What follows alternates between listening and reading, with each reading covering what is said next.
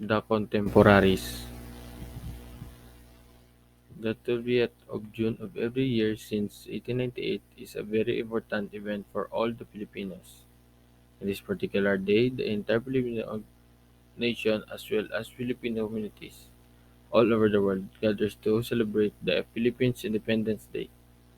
1888 came to be a very insignificant year for all of us.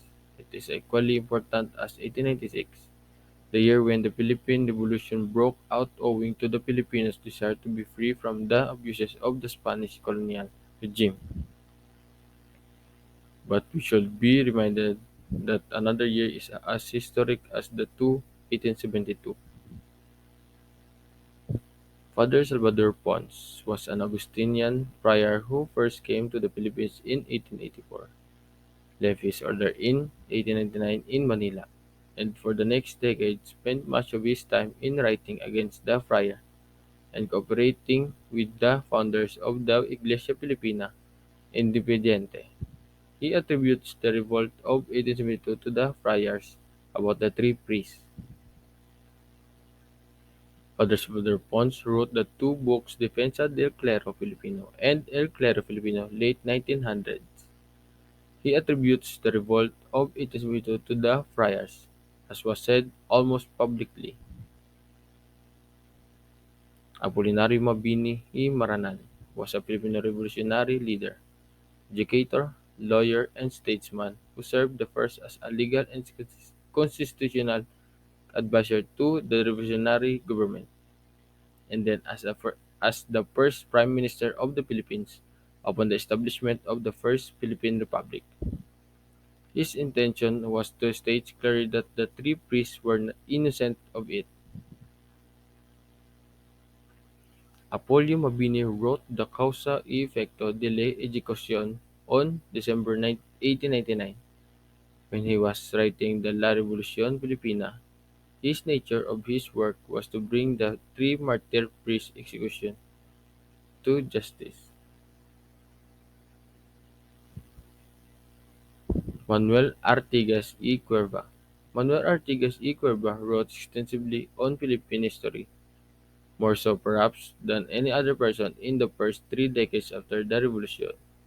He treated the events of 1872 in various periodical publications and as part of books on broader subjects.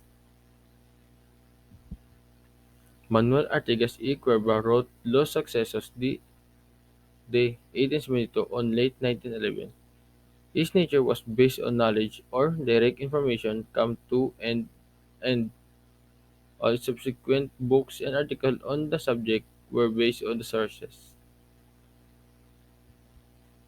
Father Salvador Pons. He attributes the revolt of 1872 to the friars, as we said almost publicly. Defensa del Clero Filipino, the first of these reproduces Plauchut's account, and for the for the rest contains no facts that could not be found in Montero y Vidal, and indeed it is general on facts. The second book contains a series of biographies and bibliographies of outstanding Filipino secular priests, among them Burgos and Gomez. The reason given is that Burgos had incurred the ire of the Recoletos by his defense of the rights of Filipino clergy, and of the Dominicans by his just severity in refusing to give a passing grade to incapable friars when he acted as a member of the Board of Examiners for candidates for degrees at the University of Santo Tomas. The biography of Gomez is similarly dependent on Regidor, as would seem to be shown by the erroneous statement that the former founded the Madrid newspaper La Verdad, exclusively dedicated to the defense of Filipino interests. Apolinario Mabini.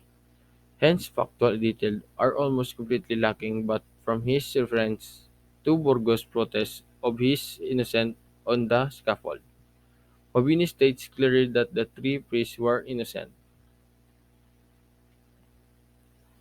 The account of Artigas combines the maximum of information, documentation, and detail with at least a minimum of critical treatment of his source. Artigas provide the foregoing analysis of these early accounts of the Cavite Mutiny, with Artigas to publish histories of the event of 1872 based on immediate knowledge of direct information come to an end, which further complicated in the published account of the 4 decades after the events. The Cavite Mutiny account was that the point of view of each author on what really happened during the 1872.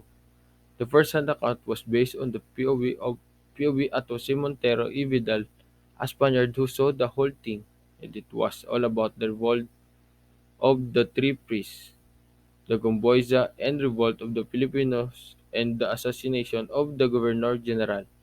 As for Plosiot, a French citizen at that time, who lives in Manila, he implies that the three priests was innocent and he asserts that from several accounts wrote worthy of beliefs.